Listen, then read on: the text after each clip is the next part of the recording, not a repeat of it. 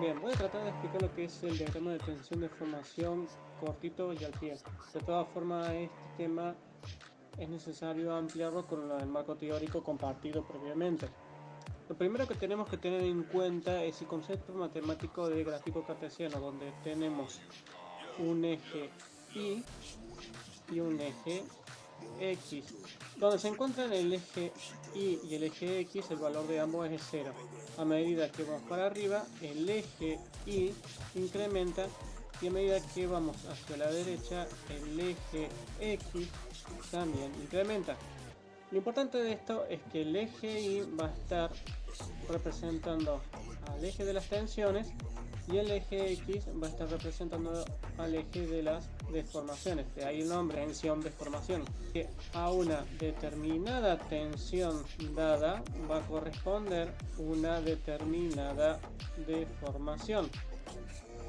Si tomamos estos dos puntos, tanto en Y y en X, me va a dar una coordenada que va a ser este punto que vemos aquí.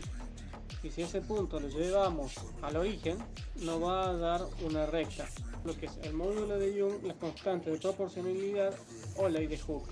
Esto lo podemos hacer tranquilamente hasta que entramos a una zona donde ya no se puede estirar más el material y sus moléculas se reacomodan dando una nueva estructura, por así decirlo.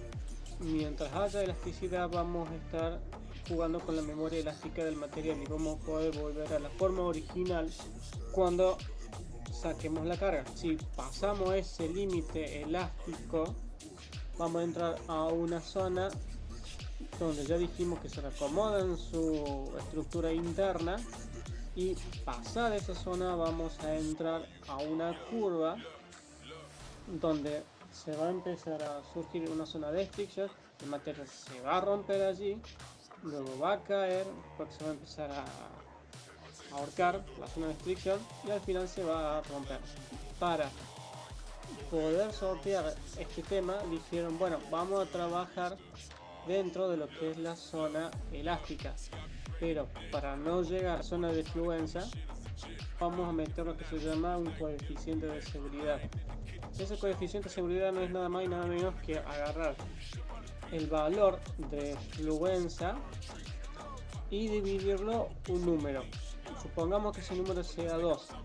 Por lo tanto, voy a estar a mitad de camino y eso me va a permitir tener toda esta reserva por si llegase a ocurrir algo. Tenemos lo que es el sigma y el tau. No es lo mismo.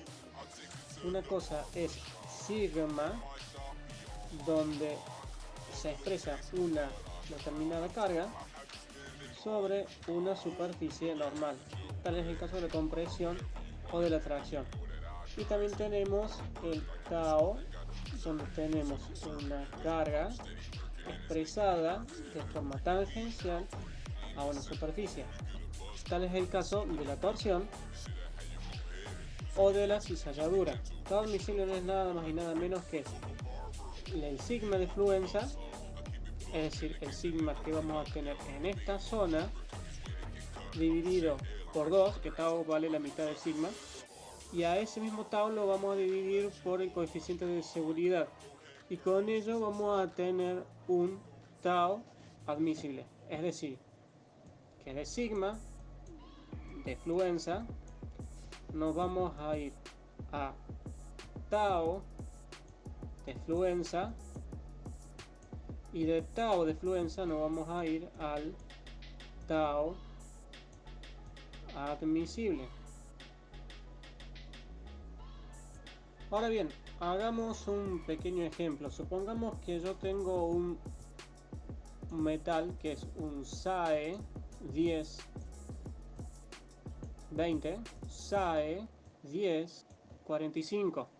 ¿Esto qué significa? De que son dos metales con una aleación de hierro al carbono y el primero tiene un 0,20% de carbono en su composición química y el segundo tiene un 0,45% de carbono en su composición química.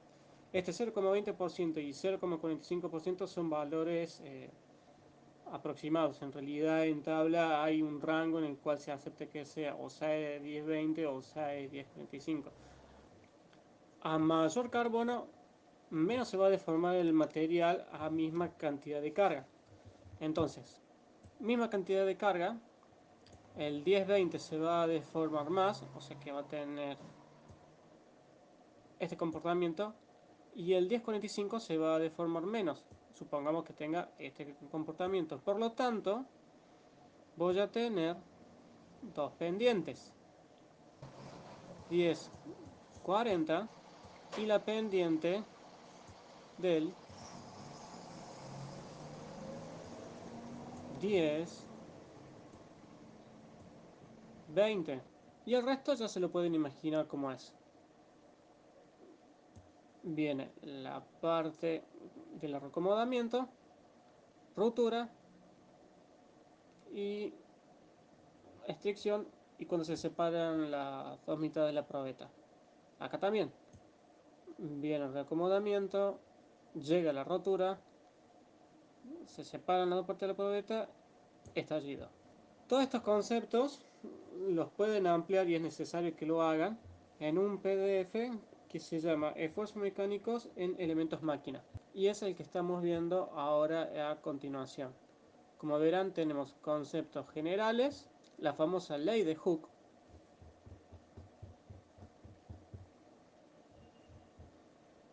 y al final el diagrama de deformación, tensión-deformación, los distintos periodos, tipos de esfuerzo y las fórmulas.